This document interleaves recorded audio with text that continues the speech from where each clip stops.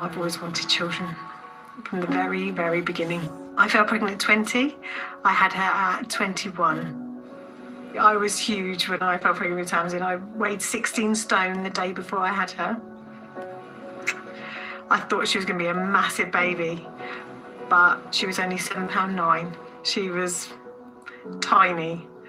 And when she entered the world, she didn't scream, didn't cry. She was just so quiet, like, "Hi world, I'm here," and just happy. Oh, when you get asleep as well. I will sleep when you sleep, okay? We'll do it together, all right? She was an angel.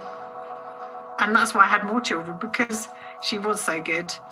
I'm not going to leave you, okay? Promise. If it means me on the floor, okay? Holding her for the first time was amazing. Just thinking that, I've got a baby girl who I've got to share lots of experiences with, and it was beautiful. She was beautiful. Nice, okay? I'm just going to sit here.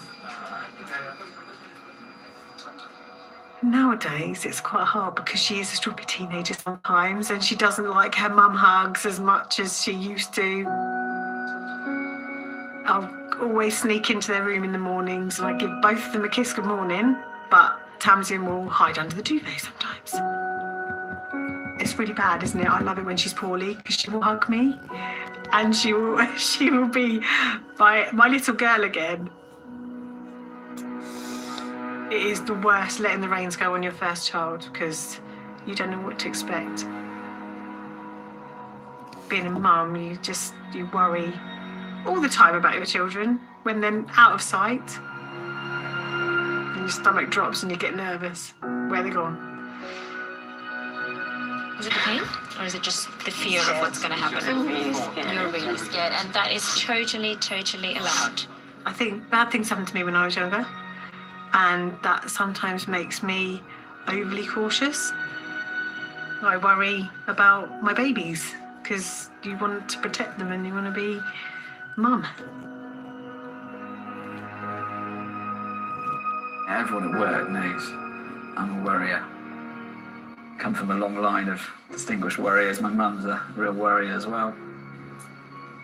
Doing this job and seeing the trauma course, my wife's bored of me just saying, well, someone did that the other day. They're on the trampoline and they did this injury. There's going to be certain things my three girls never, ever going to be allowed to do as long as I'm their father. They will never be allowed to go on monkey bars, ever. They'll never be allowed to go on a trampoline, ever. They're never going to have a pony.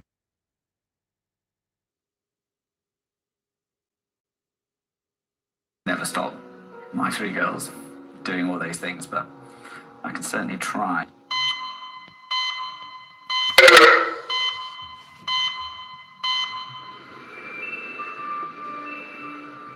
Hello, nice to meet you. Obviously the circumstances aren't great, aren't they not? But my name is Lindsay, I'm one of the nurses here.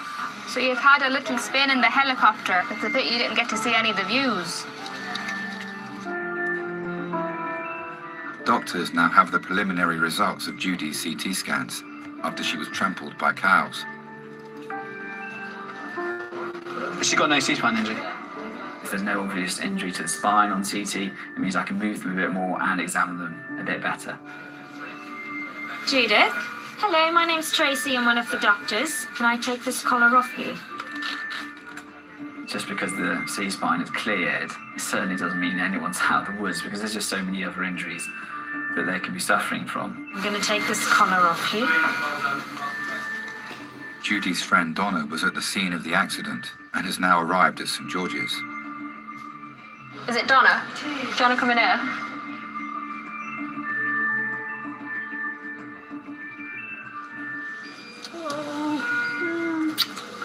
God, what an afternoon. I can't believe it. No. Can you remember much of what happened?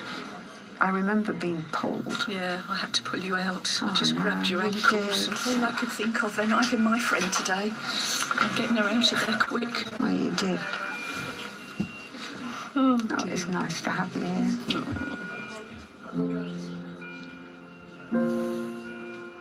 Judy has had 3 husbands. I met her first husband, who is the father of her children.